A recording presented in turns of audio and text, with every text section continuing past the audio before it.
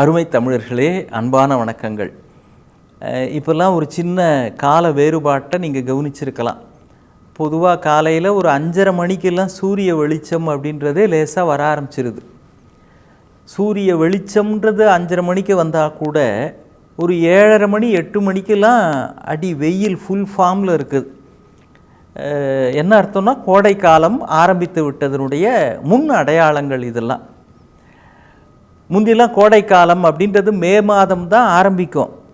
ஆனால் இப்போ மே மாதம் மார்ச் மாதமே ஆரம்பித்து விடுகிறது இல்லை. மே மாதத்தில் தான் கோடை ஆரம்பிக்கும். ஆனால் அந்த மே மாதம் இப்போ மார்ச் மாதமே தொடங்கி விடுகிறது. இது ரொம்ப அதிகமாகவே உலகம் முழுவதும் இருக்கும். எங்கெல்லாம் கோடை காலம் வருகிறதோ அங்கெழுதெல்லாம் முன்பு இருந்ததை விட இப்பொழுது வெயிலினுடைய தாக்கம் அதிகமாக இருக்கும் அப்படின்னு இந்த சூழியல் அறிஞர்கள் எல்லாம் நமக்கு எச்சரிக்கை விடுத்திருக்கிறார்கள். முன்பு இருந்ததை விட சூரியனுடைய அந்த வெயில் உஷ்ணம் ரொம்ப அதிகமாக இருக்க போகிறது. ஆனால் இதுக்கு பயந்துக்கிட்டு நம்ம எதையும் நிறுத்த முடியாது. இதுக்காக வெளில போகாமல் இருக்க முடியுமா? வேலைக்கு போகாமல் இருக்க முடியுமா? சம்பாதிக்காமல் இருக்க முடியுமா? நம்ம செய்ய வேண்டியதை செஞ்சுக்கிட்டு தான் இருக்கணும். ஆனால் எப்படியெல்லாம் நம்மை முன்கூட்டியே பாதுகாத்து கொள்ளலாம் அப்படின்னு பல நெறிமுறைகளை மருத்துவர்கள் இல்லை, நம்முடைய தமிழக அரசாங்கமே வெளியிட்டிருக்கிறது. நம்முடைய சுகாதாரத்துறையே நமக்கு இந்த வழிகாட்டுதல்களை தந்திருக்கிறது. எப்படியெல்லாம் இந்த வெயிலில் நம்மை பாதுகாத்து கொள்ள வேண்டும் அப்படின்னு. முக்கியமாக வழக்கமாக தண்ணீர் குடிக்கிற அளவை விட கொஞ்சம் அதிகமாக குடிக்க வேண்டும் அப்படின்றாங்க. பொதுவாக குடிக்க வேண்டிய அளவுனா ஒரு நாளைக்கு 3 லிட்டர் சராசரியாக நம்ம எல்லோரும் தண்ணீர் குடிக்கணும்.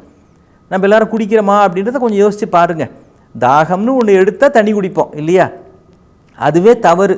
தாகம்னு எடுத்தால் தண்ணி குடிக்கிறதுன்றதே தப்பு. ஏன்னா அலுவலகங்களில் ஏசி அறைகளில் வேலை செய்கிறவங்களுக்கு வேர்த்து கொட்டாது. பொதுவாக வியர்த்து கொட்டினா தான் தாகம்னு ஒன்று வரும். ஏசியில் ஜில்லுன்னு உட்காந்துருக்கப்போ தாகமே இல்லைன்னா தண்ணி குடிக்கவே மாட்டாங்க. இது உடம்புக்கு பல கெடுதல்களை விளைவிக்கிறது. சிறுநீரகம் மாதிரியான உறுப்புகளுக்கு இது ரொம்ப கெடுதல் அப்படின்றாங்க. அதனால் நினைவில் வைத்து கொள்ள வேண்டியது சராசரியாக 3-4 லிட்டர் தண்ணீர் குடிக்கணும். அதுக்காக முதல் வேலையாக காலையில் எழுந்தோடனே 4 லிட்டர் தண்ணியை கடகடன்னு குடிச்சிட்டா அதுவும் கடகடன்னு கொஞ்சம் நேரத்தில் வெளில போயிடும். அது பாடி அப்சார்வ் பண்ணணுன்றதுக்காக கொஞ்சம் கொஞ்சமாக குடியுங்கள் அப்படின்றாங்க. இப்போ ஒரு 1/2 லிட்டர், அப்புறம் கொஞ்சம் நேரம் கழிச்சு இன்னொரு 1/2 லிட்டர், அந்த மாதிரி எப்படி குடிப்பதுன்றத குழந்தை மாதிரி உங்களுக்கு நான் சொல்ல வேணாம், நீங்கள் தெரிஞ்சவங்க. ஆனால் 4 லிட்டர் தண்ணீர் குடிப்பதை நினைவில் வைத்து கொள்ளுங்கள். இதைவிட அரசாங்கமே நமக்கு சொல்லி இருக்கிற முக்கியமான விஷயம், பின்பற்ற வேண்டிய ஒன்று, காலையில் 11 மணியிலிருந்து மதியம் 3 மணி வரையில் வெளியே செல்லாதீர்கள். வெயிலில் அலைகிற வேலையை எல்லாம் 3 மணிக்கு பிறகு வைத்து கொள்ளுங்கள் அப்படின்றாங்க. அந்த அளவுக்கு வெயிலினுடைய தாக்கம் இருக்கிறது.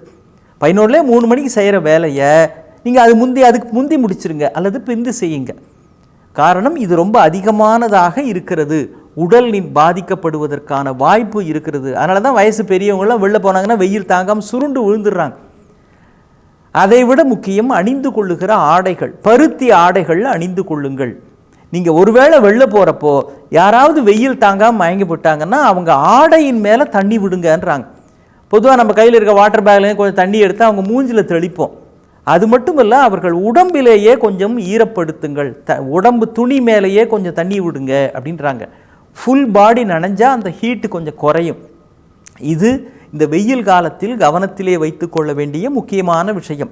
மற்றவர்களுக்கு முதல் உதவி மாதிரி செய்கிற பொழுது குடிப்பதற்கு இந்த செயற்கையான குளிர்பானங்கள் இருக்குதுங்களே, அதை விட நம்முடைய இந்திய மண்ணின், தமிழ் மண்ணின் இயற்கை வழியாக இருக்கிற இளநீர், பதநீர், நொங்கு மாதிரியான இயற்கையான குளிர்ச்சி ஊட்டக்கூடிய பொருட்களை, பானங்களை பருகுவது மிகவும் ஆரோக்கியமானது.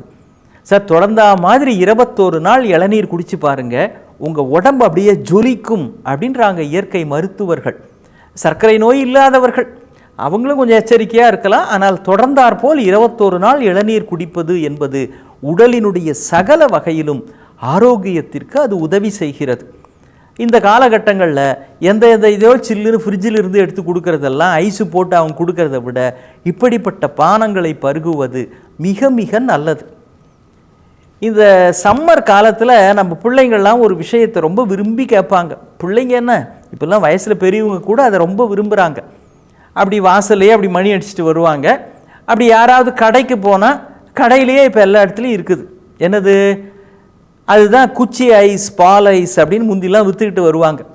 நான் சின்ன பிள்ளையாக இருந்தப்பெல்லாம் பால் ஐஸ், குச்சி ஐஸ்னு விற்றுக்கிட்டு வருவாங்க. இப்போ அந்த குச்சி ஐஸ், பால் ஐஸ்லாம் எங்கேயுமே இல்லை. அதுக்கு பதிலாக ஐஸ்கிரீம் அப்படின்னு விற்றுட்ருக்குறாங்க. எல்லா கடைக்கு போனாலும் 25 ரூபா, 50 ரூபா, 100 ரூபா, 150 ரூபா டப்பாலெலாம் வச்சு 500 ரூபா, 600 ரூபாய்க்கெலாம் கிடைக்கிது. ஒரு உண்மை தெரியுங்களா? இதில் எதுவுமே ஐஸ்கிரீம் இல்லை.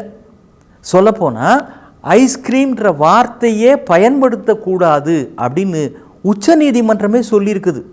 ஏன்னா அது எங்கேயோ ஆலைகளில் எப்பொழுதோ டப்பாவில் போட்டு அடைக்கப்பட்ட அல்லது ஒரு கோனில் போட்டு அடைக்கப்பட்ட அந்த பொருளுக்கு என்னன்னு நீங்கள் படித்து பாருங்கள். ஃப்ரோசன் டெசர்ட் அப்படின்னு அதில் போட்டிருப்பாங்க. அதில் எவ்வளவோ வகையான நம் உடம்புக்கு தீமை விளைவிக்கக்கூடிய வேதிப்பொருள்கள், கெமிக்கல்லாம் அதில் கலக்கிறாங்க என்பது நவீன விஞ்ஞானிகளே ஒத்துக்கொள்ளுகிற உண்மை. அதில் மேலே பார்த்தீங்கன்னா ஒரு சின்ன பிஸ்கட் மாதிரி ஒரு லேயர் ஒன்று இருக்கும். அது அப்படியே கெட்டியாக இருக்கும். அப்படி லேசாக கடித்தா நொறுங்கிடும். ஆனால் உள்ளுக்குள்ளே அந்த அந்த குழைவு இருக்குது, க்ரீம், அது க்ரீம் இல்லை, அந்த குழைவு அந்த நிலையிலேயே இருக்கிறதுக்கு அதுக்கு ஒரு கெமிக்கல் சேர்க்குறாங்க. அப்புறம் அது நொறுவல் மாதிரி இருக்கும். முழுக்க பனி குழைவாக இருக்காது, நொறுவல் மாதிரி இருக்கும். அதுக்கு ஒரு கெமிக்கல் சேர்க்குறாங்க. அந்த கோன் அதில் என்ன இது மாதிரி பல்வேறு வகையில் அது அந்தந்த நிலையிலேயே இருப்பதற்கு பல்வேறு ரசாயனங்களை எல்லாம் அதில் சேர்க்கிறார்கள். நிறமி, ஒரு குறிப்பிட்ட கலர் வரணுன்றதுக்காக அதில் ஒன்றை சேர்க்கிறார்கள். அண்மையில் தமிழக அரசு இந்த பஞ்சு மிட்டாயை தடை செய்தது. ஏன்னா அதிலேயே ஒரு கெமிக்கல் உடம்புக்கு தீமை தரக்கூடியது கலக்கிறார்கள்ன்றதுனால. அதே மாதிரி தான் பல்வேறு ரசாயனங்கள் கலக்கப்படுகிற இது நம் உடம்பிலே கலந்தால் எல்லா குழந்தைகளுக்கும் அல்ல, ஆனால் யாரோ ஒருவருக்கு இதனால் புற்றுநோய் கூட வர வாய்ப்பு இருக்கிறதுனா நம்முடைய பிள்ளைகளும் அந்த பல பேரில் ஒருவருங்கிறத நினைக்கிறப்பவே மிகவும் எச்சரிக்கையாக இருக்கணும் இல்லையா? அதனால் இந்த மண்ணுக்கே உரிய இயற்கை நமக்கு தந்திருக்கிற குளிர்ந்த பானங்களை பயன்படுத்துங்கள். சம்மர் என்கிற இந்த கொடுமையில் இருந்து, இந்த வெயிலினுடைய தாக்கத்தில் இருந்து நாம் தப்பிப்பதற்கு இயற்கை பல வழிகளை தந்திருக்கிறது. நாமும் எச்சரிக்கையாக இருப்போம், ஆரோக்கியமாக வாழ்வோம். மீண்டும் சந்திப்போம். வணக்கம்.